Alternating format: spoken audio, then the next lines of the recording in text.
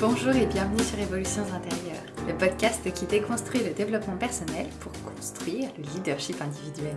Je m'appelle Amy Druhen et je suis passionnée par le changement humain. En tant qu'ancienne consultante dans le monde de l'Energy and Utilities, EU pour les intimes, je suis passionnée par la façon dont nous gérons notre énergie. Et pour faire suite au dernier épisode, aujourd'hui je souhaite vous parler de l'énergie et de la performance.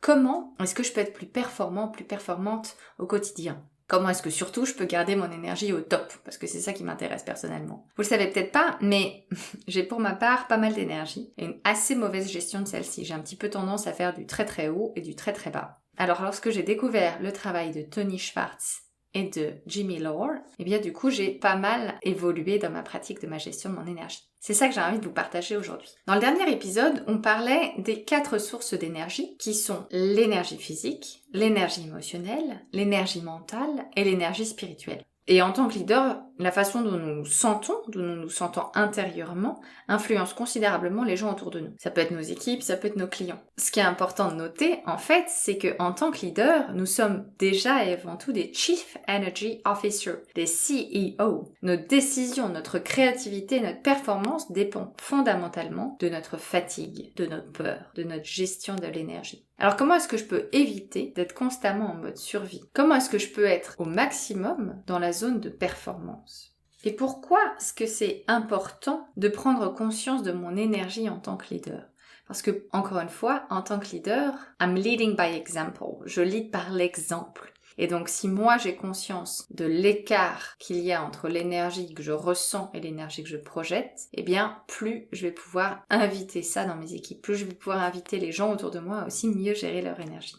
Alors, Tony Schwartz, lorsqu'il parle de la gestion de l'énergie, distingue 4 zones. Donc, imaginez-vous, vous avez un graphe avec, sur l'axe des abscisses, l'énergie émotionnelle. Donc, pour rappel, l'énergie émotionnelle, elle se calcule en termes de qualité de l'énergie. Donc, de négative à gauche à positive à droite. Et sur l'axe des ordonnées, donc de façon verticale, j'ai l'énergie physique, ma quantité d'énergie. Donc, plus j'en ai en haut, moins j'en ai en bas. Donc, j'ai un graphe avec la qualité de l'énergie et la quantité d'énergie. Sur ces 4 cadrans, du coup, avec d'un côté l'énergie émotionnelle et de l'autre de l'énergie physique, à quoi ça ressemble? Je peux distinguer 4 zones d'énergie. La première, c'est la zone qui est en haut à droite. C'est la zone idéale, c'est la zone de performance. C'est la zone dans laquelle je me sens en confiance, je me sens enthousiaste, je me sens fort, je me sens revigoré. J'ai à la fois une énergie émotionnelle positive et une énergie physique abondante. Donc vraiment, je suis au top, entre guillemets. C'est ça qu'on a envie d'atteindre, idéalement. En bas à gauche, qui est l'exact opposé, c'est la zone, ce que j'appelle la zone de submersion, le overwhelm, la zone où je suis épuisée. Là, je ne suis triste. J'ai peu d'énergie physique et surtout, j'ai une qualité d'énergie négative. Donc, je vais être triste. Je vais me sentir démunie, me sentir victime. Juste au-dessus de cette zone-là, qui est la zone d'overwhelm, d'épuisement, j'ai la zone de survie. Donc la zone de survie, c'est que j'ai encore pas mal d'énergie physique. En revanche, j'ai une énergie négative, j'ai une énergie émotionnelle négative. Donc ça ressemble à quoi? C'est que je suis souvent impatient, un peu irritable, un peu agressif ou agressive, beaucoup dans le jugement. Et enfin, de l'autre côté, en bas à droite, j'ai la zone de repos, la zone de renouvellement. Celle où j'ai peu d'énergie physique, mais j'ai une énergie émotionnelle positive. Je suis dans une qualité positive.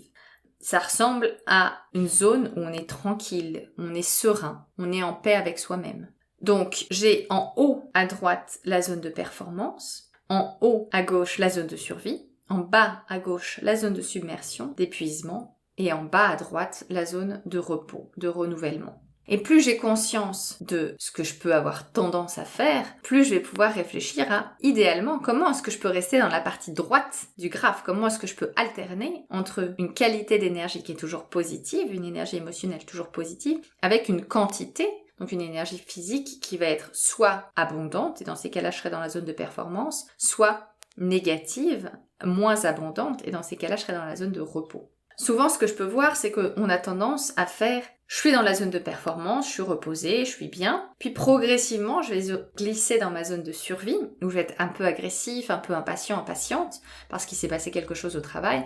Progressivement, je peux rester dans cette zone de survie assez longtemps. Progressivement, je vais glisser dans ma zone d'épuisement. Et enfin, une fois que je serai épuisée complètement, je vais enfin me reposer. Donc ça fait comme un cercle dans le sens inverse des aiguilles d'une montre où je passe de la performance à la survie, à l'épuisement et enfin au renouvellement. Ce que je peux voir également, c'est des gens qui vont passer directement de la performance à l'épuisement parce qu'ils auront tellement épuisé leur énergie physique et la qualité de leur énergie qu'ils vont alterner directement entre performance et épuisement, avec peu de zones de repos. Alors qu'est-ce qui est important dans notre rôle de leader? C'est important de noter intérieurement ce glissement. Comment est-ce que je glisse de la zone de performance vers la zone de survie? Comment est-ce que je glisse d'une qualité de mon énergie positive à une qualité moins positive, un petit peu plus négative? Souvent, c'est un impact qu'on va recevoir sur soi. Souvent, on va le ressentir à l'intérieur avant de voir l'impact sur les autres. C'est souvent assez désagréable. Je vais me rendre compte que j'attends des autres qu'ils aient encore de l'énergie. Je vais être impatient, un peu plus agressif. Je vais être assez exigeante. Je vais travailler bien plus tard que prévu et je vais attendre que les autres fassent la même chose. Je vais pas m'autoriser de pause déjeuner. Je vais rester très sérieux. Il va y avoir peu d'humour dans ma façon d'interagir avec les autres. Et à terme, une fois que je glisse dans cette zone de survie, je vais finir par m'épuiser aussi physiquement et dans ces cas-là, passer dans la zone d'épuisement. Et là, du coup, je serai obligée de me reposer. Alors qu'est-ce que je peux faire pour éviter de faire le tour du cadran et de rester bien à droite et osciller entre performance et repos? Déjà, ça sous-entend deux choses. Ça sous-entend d'être vigilant à la qualité de mon énergie. Est-ce que je suis dans une qualité positive? Est-ce que j'ai une énergie émotionnelle positive? Est-ce que je suis optimiste? Est-ce que je suis content ou contente d'aller au travail? Comment est-ce que je peux nourrir consciemment cette énergie-là? Et puis c'est également prendre conscience de son réservoir d'énergie, la quantité, pour passer consciemment de la performance au repos. Comment est-ce que je peux, si je sens que j'ai besoin de me reposer, directement passer dans une petite micro-sieste ou dans une micro-pause. Quand je travaillais en entreprise, je faisais souvent des petites pauses, 3 minutes de chanson, passer aux toilettes, se laver les mains, juste marcher, faire le tour du pâté de maison, essayer de faire des micro-pauses pour me permettre de me ressourcer. Concrètement, quelles sont les pratiques que je peux mettre en place? Déjà, c'est prendre conscience des symptômes, entre guillemets, lorsque je rentre dans la zone de survie. Est-ce que je vais être plutôt une personne à être beaucoup dans le doute et à me poser beaucoup de questions? Est-ce que je vais être une personne à être plus dans l'agressivité ou dans l'impatience? Quels sont mes symptômes très personnels? Et plus vous avez conscience de ça, plus vous êtes capable d'ajuster derrière. Et ensuite, quelles sont les activités ou qu'est-ce que je dois shifter pour aller dans la zone de repos? Encore une fois, quelles sont ces petites pauses, ces zones de transition que je peux mettre en place consciemment pour aller chercher ce repos lorsque j'en ai besoin? L'idée, c'est pas d'utiliser ce graphe a posteriori pour se rendre compte, tiens, j'ai fait ça ou c'est ça mon mode de fonctionnement. L'idée, c'est de s'en servir comme un indicateur dans le moment pour se rendre compte, tiens, là, je suis en train de passer dans la zone de survie, je suis en train d'être un peu plus dans le doute, dans le jugement. J'ai besoin de quoi? J'ai besoin de repos et comment est-ce que je peux instiller dans le moment un moment de repos. Quand bien même ça paraît complètement difficile. Ça peut être fermer les yeux, respirer 1 minute, vraiment des petites pauses. Et enfin, et c'est important de le noter, c'est une fois que j'ai réussi à osciller entre la performance et le repos, quels sont les impacts positifs sur ma performance lorsque je viens de la zone de repos? Quel est l'impact sur moi? Quel est l'impact sur mon équipe, sur mes collaborateurs, sur mon organisation? Comment est-ce que j'inspire et comment est-ce que je peux leader les autres en venant de cette énergie du repos? Donc pour récapituler, il y a 4 zones d'énergie en fonction de la quantité et de ma qualité de l'énergie. La performance, la survie, l'épuisement et le repos. Mon invitation pour vous, c'est de réfléchir à comment est-ce que vous pilotez votre énergie. Déjà, est-ce que vous la pilotez ou est-ce que vous subissez simplement sa qualité et sa quantité? Est-ce que vous avez conscience de à quoi ressemble votre zone de survie? Quelle est la première étape pour changer? Quels sont les symptômes? Et ensuite, quelles sont les petites actions que vous pouvez mettre en place pour osciller consciemment entre la zone de performance et la zone de repos? Encore une fois, l'idée, c'est d'éviter le cycle infernal qui mène au burn-out ou à l'overwhelm. Voilà, c'est terminé pour cet épisode. Vous pouvez me retrouver sur les réseaux sociaux, Apple, Google, ma chaîne YouTube également. Vous pouvez également retrouver l'ensemble des épisodes sur mon site desize.com, www.de-size.com. Révolutions intérieures est un podcast qui sort un lundi sur 2 pour bien commencer la semaine. N'hésitez pas à me suivre, à me faire part de vos avancées, de vos questionnements intérieurs. Merci et à bientôt.